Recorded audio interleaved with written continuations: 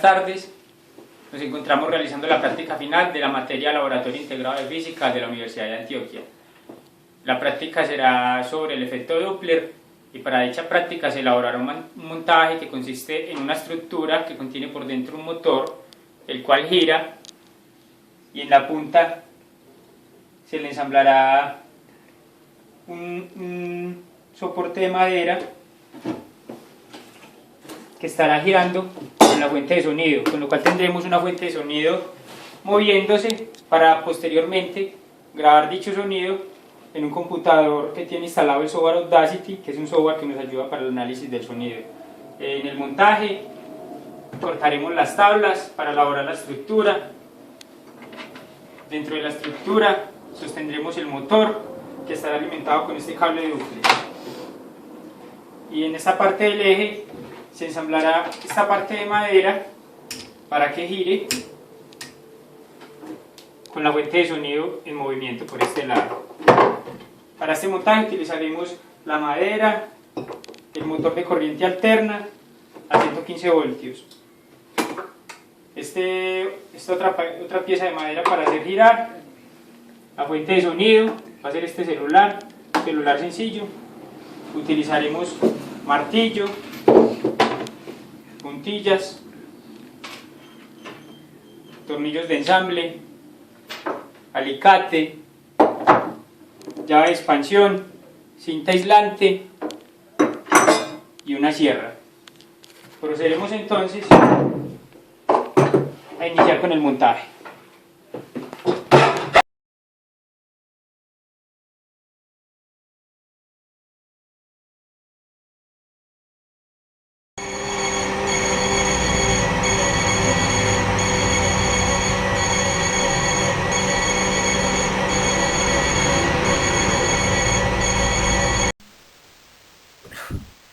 Buenos días, a continuación será la presentación de los resultados obtenidos en el laboratorio de física para la práctica 3 sobre el efecto Doppler.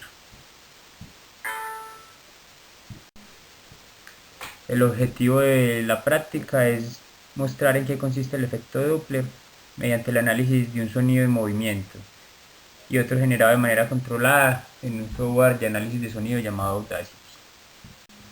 Acá podemos observar una imagen del montaje realizado previamente y de la forma gráfica en la que nos muestra el programa Audacity el análisis de los sonidos. ¿Pero qué es el efecto Doppler? El efecto Doppler hace referencia a que cuando una fuente de sonido y un receptor están en movimiento relativo, la frecuencia del sonido oído por el receptor no es el mismo que la frecuencia generada por la fuente. Para el desarrollo de la práctica se puso en funcionamiento el montaje, la fuente de sonido en movimiento, y al mismo tiempo que se daba este sonido se grabó en un computador en el programa Audacity.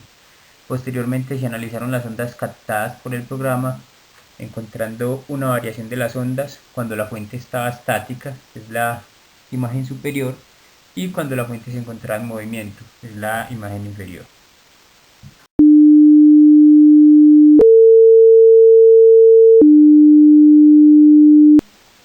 De igual manera, se generó de manera controlada en el programa Audacity una onda sinusoidal, donde se realizó un cambio de tono en la onda para simular el efecto Doppler de manera que fuera más perceptible para el receptor o el observador. El cambio en la frecuencia del sonido y en las longitudes de la onda cuando se produce el efecto Doppler lo podemos mirar aquí en las gráficas. ¿Cómo se mide el efecto Doppler? Hay diferentes datos. Está la velocidad del receptor, en este caso 0 metros sobre segundo, la velocidad de la fuente, que es un valor desconocido, la velocidad del sonido, que tiene un valor aproximado de 340 metros sobre segundo. Tenemos la frecuencia de la fuente, que es 450 Hz, y la frecuencia del receptor, que es de 300 Hz, tomando como ejemplo la onda sinusoidal que tenemos. Posteriormente se realizan los cálculos. Para los cálculos se tuvo en cuenta los siguientes datos: la velocidad del receptor, una velocidad de 0 metros sobre segundo, la velocidad de la fuente, que es desconocida, la velocidad del sonido se toma un valor medio de 340 metros sobre segundo. Teníamos a través de los datos que la frecuencia de la fuente era 450 Hz y la frecuencia del receptor de 300 Hz.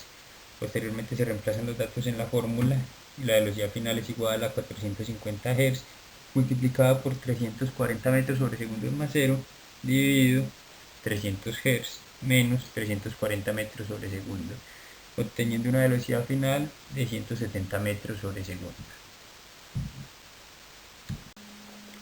Conclusiones. A través del experimento podemos concluir que el efecto Doppler es un proceso físico de gran aplicación. Gracias a este, por ejemplo, los agentes de tránsito pueden realizar las medidas de velocidad de los automóviles y determinar si deben ser multados o no según el cumplimiento de las normas de velocidad. Igualmente el efecto Doppler está presente en el mundo natural. Los murciélagos se valen de este para hallar sus presas, pudiendo calcular la distancia a la que se encuentran. A medida que la frecuencia de una onda se aleja, la longitud de onda es mucho más larga, haciendo que el sonido sea más grave. Pero si por el contrario el sonido se acerca, la longitud de onda se hace más corta y el sonido que se escucha es mucho más agudo. Si bien el efecto Doppler parece demostrarse fácilmente, es importante tener en cuenta que al momento de probar su teoría de manera experimental, se debe contar con un buen montaje e instrumentos de medición para no tener problemas al realizar la práctica. Muchas gracias.